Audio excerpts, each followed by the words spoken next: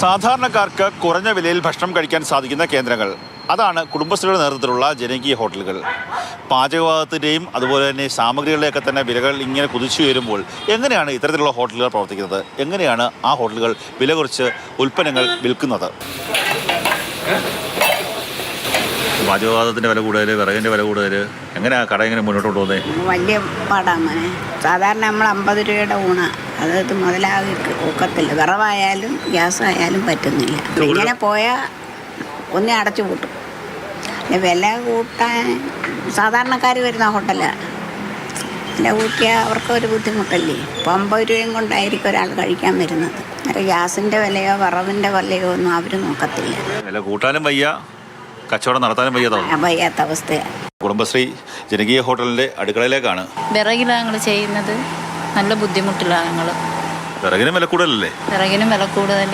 അപ്പം ഞങ്ങൾക്ക് ഭയങ്കര ബുദ്ധിമുട്ടാണ്. നനഞ്ഞ വിറക ഊതിയ രാവിലെ കറി തന്നെ ഭയങ്കര ബുദ്ധിമുട്ടാണ്. എനിക്ക് തോന്നുന്നു ഈ ഗ്യാസ് അടുപ്പ് കണ്ടിട്ട് ഇത് വലുതായിട്ടൊന്നും കുറച്ച് കാലമായിട്ട് പ്രവർത്തിക്കുന്നില്ലെന്ന് തോന്നുന്നല്ലോ. മാസങ്ങളായി, ഒരു 6-7 മാസത്തോളമായി ഞങ്ങളിത് ഉപയോഗിക്കാതിട്ടിട്ട്. ഇതെന്ത് സംഭവം? പൊടി വിറക് അതിനകത്ത് ഇട്ട് കൊടുക്കും.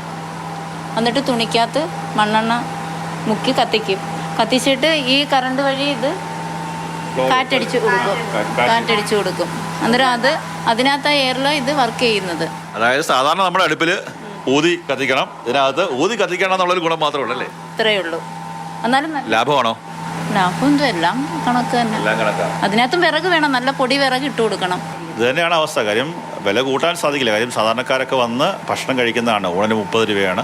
അങ്ങനെയൊക്കെ ഉള്ള ഒരു കേന്ദ്രമാണ്. അങ്ങനെ ഉള്ള സ്ഥലത്ത് ഇപ്പോൾ വിറകിൻ്റെ വില കൂടുന്നു, പാചകവാതകം കിട്ടാനില്ല, അല്ലെങ്കിൽ കിട്ടിയാൽ തന്നെ വലിയ വില കൊടുത്ത് വാങ്ങിക്കേണ്ട ഒരു അവസ്ഥയാണ്. അങ്ങനെയൊക്കെയുള്ള സമയത്ത് ഒന്നുകിൽ ഈ സ്ഥാപനങ്ങൾ അടച്ചുപൂട്ടേണ്ട അവസ്ഥ, അല്ലെങ്കിൽ വില കൂട്ടി വിൽക്കേണ്ട ഒരു അവസ്ഥ. നിലവിൽ സാധാരണക്കാർ വരുന്നതുകൊണ്ട് തന്നെ ഒരു നിശ്ചിത വിലയുണ്ട്. ആ വില കൂട്ടാൻ പറ്റാത്ത ഒരു സ്ഥിതിയിലാണ് ഇപ്പോൾ ജനകീയ ഹോട്ടലുകൾ, കുടുംബശ്രീയുടെ നേതൃത്വത്തിലുള്ള ഹോട്ടലുകൾ നടത്തുന്ന ആൾക്കാരെല്ലാം തന്നെ ഉള്ളത്. അവരൊക്കെ തന്നെ വലിയ ബുദ്ധിമുട്ടിലുമാണുള്ളത്. 5-6 കുടുംബങ്ങൾ കഴിയുന്ന ഒരു സ്ഥാപനം കൂടിയാണ്. അങ്ങനെയൊക്കെയുള്ള സ്ഥലത്ത് സർക്കാർ അടിയന്തരമായി വിഷയങ്ങൾ ഇടപെടണമെന്നുള്ളൊരു ആവശ്യം കൂടിയാണ് അവർ ഉന്നയിക്കുന്നത്.